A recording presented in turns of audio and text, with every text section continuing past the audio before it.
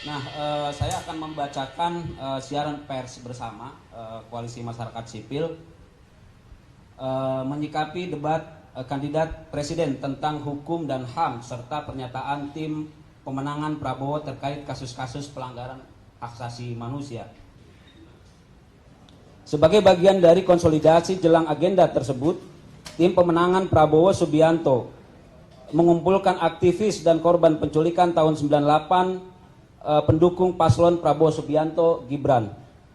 Dalam pernyataan yang diberitakan di sejumlah media, pada intinya mereka mengklaim bahwa capres dukungan mereka yaitu Prabowo Subianto bersih dari kasus pelanggaran HAM berat masa lalu, khususnya kasus penculikan dan penghilangan orang secara paksa 9798. Koalisi Masyarakat Sipil memandang pernyataan sejumlah aktivis 98 pendukung capres Prabowo Subianto sangat menyesatkan, mengabaikan fakta dan bahkan benar-benar menyakiti korban dan keluarga korban pelanggaran HAM di Indonesia.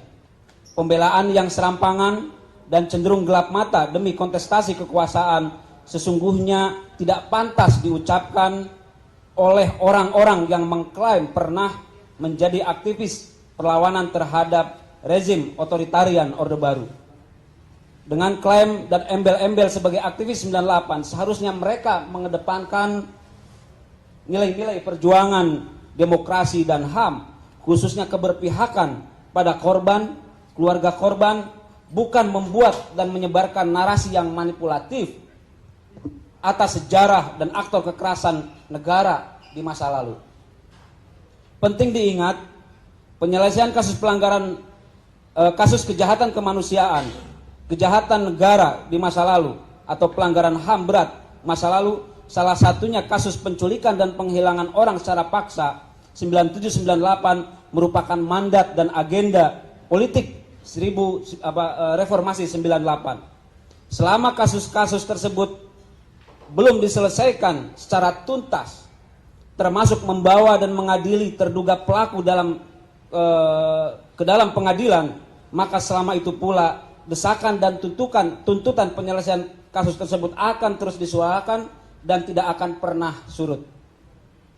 Adanya pernyataan yang menyatakan bahwa isu penculikan dan penghilangan paksa sebagai isu 5 tahunan, isu musiman, secara nyata merupakan pelecehan terhadap perjuangan korban, perjuangan keluarga korban yang telah berjuang selama puluhan tahun dan tak kenal henti untuk mendapat keadilan dan atas peristiwa yang dialaminya. Khusus untuk kasus penculikan dan penghilangan orang secara paksa, sejumlah dokumen sebagaimana tadi disampaikan oleh kawan-kawan, khususnya laporan hasil penyelidikan Komnas HAM, sejatinya sudah lebih dari cukup untuk meminta pertanggungjawaban Prabowo Subianto di ruang pengadilan HAM. Hasil penyelidikan Komnas HAM telah menetapkan kasus penculikan dan penghilangan orang secara paksa sebagai peristiwa pelanggaran HAM berat. Sebelumnya juga, seperti tadi juga sudah disampaikan oleh kawan-kawan, dalam surat keputusan Dewan Kehormatan Perwira telah memberhentikan Prabowo dari dinas kemiliteran. Kemudian tahun 2009 Pansus Orang Hilang di DPR juga telah mengeluarkan 4 rekomendasi kepada pemerintah, yang salah satunya adalah membentuk pengadilan HAM ad hoc kasus penculikan dan penghilangan paksa. Hal ini seharusnya ditindaklanjuti termasuk oleh Presiden Joko Widodo. Tidak ada ruang yang lebih tepat bagi Prabowo Subianto untuk mengklarifikasi dugaan keterlibatannya dalam kasus penghilangan paksa kecuali lewat ruang pengadilan. Kemudian berbagai kesaksian terkait dengan kasus penghilangan paksa saya kira juga sudah banyak beredar. Salah satunya adalah pernyataan Budiman Sujatmiko dalam sebuah wawancara yang menyatakan bahwa Prabowo Subianto mengakui tindakan penculikan dan mereka yang dia culik telah dikembalikan. Pernyataan yang berisi pengakuan tersebut sesungguhnya memperkuat pentingnya untuk segera dibentuk pengadilan HAM ad hoc dalam kasus penghilangan paksa. Pengakuan tersebut secara nyata bahwa Prabowo memang terlibat, meskipun menurut pengakuannya bahwa ia yang diculik, mereka yang diculik telah dikembalikan. Penting untuk dicatat bahwa penculikan adalah sebuah kejahatan dan mengembalikan mereka yang diculik tidak dengan serta-merta menghapus kejahatan tersebut.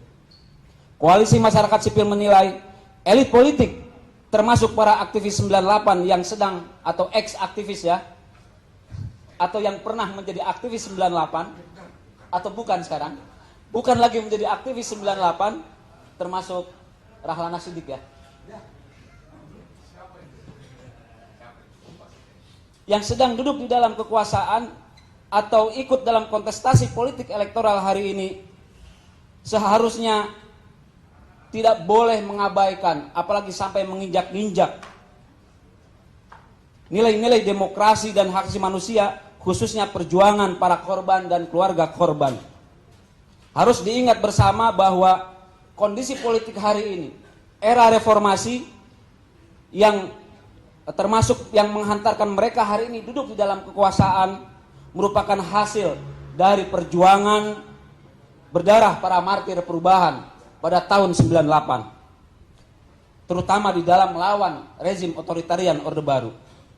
Dalam kasus penculikan saya kira ini jelas ya, sampai hari ini belum tuntas, apalagi sampai hari ini masih terdapat 13 orang yang diculik dan sampai hari ini belum kembali.